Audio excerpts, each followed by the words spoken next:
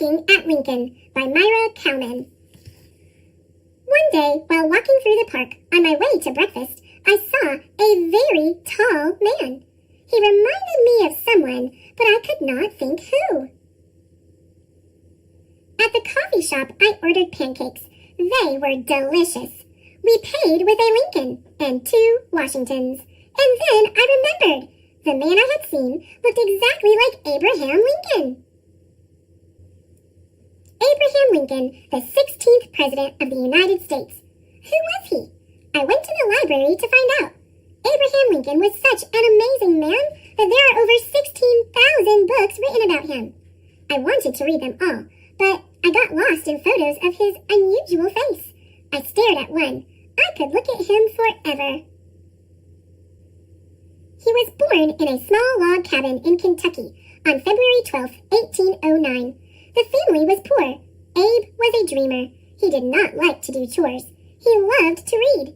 He was lucky. His stepmother loved him like crazy, and he adored her. She looked so stern, but she let him dream and read as much as he wanted.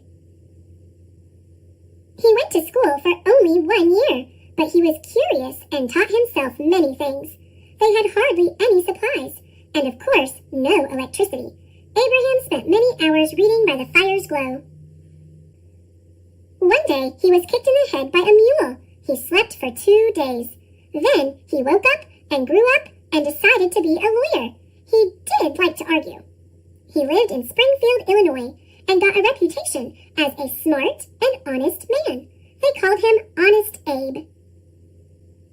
He had a family that he loved very much. His wife, Mary, who was very short, and 4 sons. They laughed and had lots of friends and even ran around a little wild.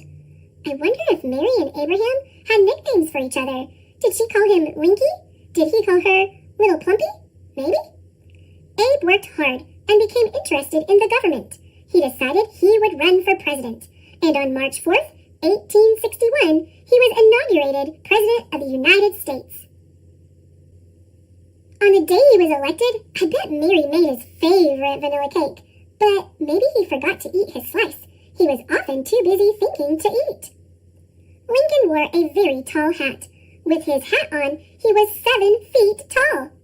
He wrote many notes and stuffed them inside his hat. What was he thinking about? He was thinking about democracy, the Declaration of Independence and the Constitution created by the founders of this country. He was thinking about freedom and doing good for mankind.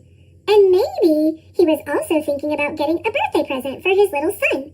Maybe a whistle or pickup sticks. What did he love? He loved his dog Fido. I think Fido was cross-eyed. He loved apples, Cox's orange pippins, white pippins, wine sap, Benoni. He always had an apple on his desk. He loved music. He loved Mozart, especially his opera, The Magic Flute. But mostly, he loved people. His family, of course, but all people.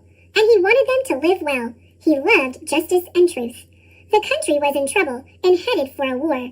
After hundreds of years of slavery, people were saying, enough. There were courageous people who fought for liberty, like Sojourner Truth, and Frederick Douglass, who had been a slave until he ran away to the north. Both of them met with Lincoln and spoke of the plight of slaves. Lincoln hated slavery and wrote to a friend, "If slavery is not wrong, nothing is wrong." During his presidency, he issued the Emancipation Proclamation, the first official step toward freeing millions of slaves. It was a difficult time to be president. The southern states, the Confederacy, wanted their own country where slavery was allowed. Lincoln said, no, we must stay one country. The northern states, the Union, believed that slavery should be abolished, and so they went to war. In a museum, I saw the uniform of one of the first soldiers killed in the Civil War. Here is a bullet hole at the point of his heart.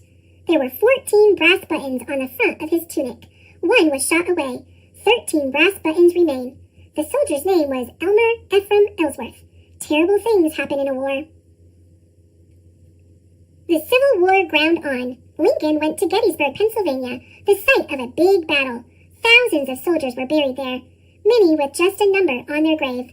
On that sad land, Lincoln gave one of history's greatest speeches, the Gettysburg Address. It was short, only 272 words, ending with, "Government of the people, by the people, for the people, shall not perish from the earth."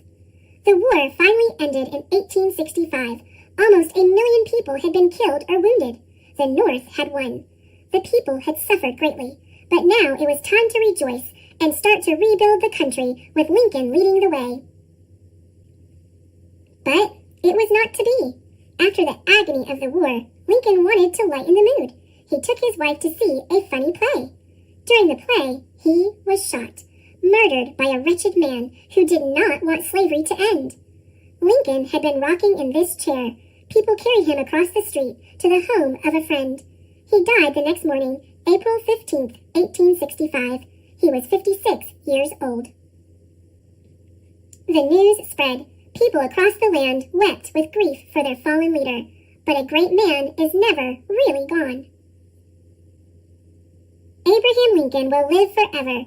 And if you go to Washington, D.C. in the spring, you can walk through the cherry blossoms and visit him. At his memorial, you can read the words he wrote near the end of the war, "With malice toward none, with charity for all." And you can look into his beautiful eyes. Just look.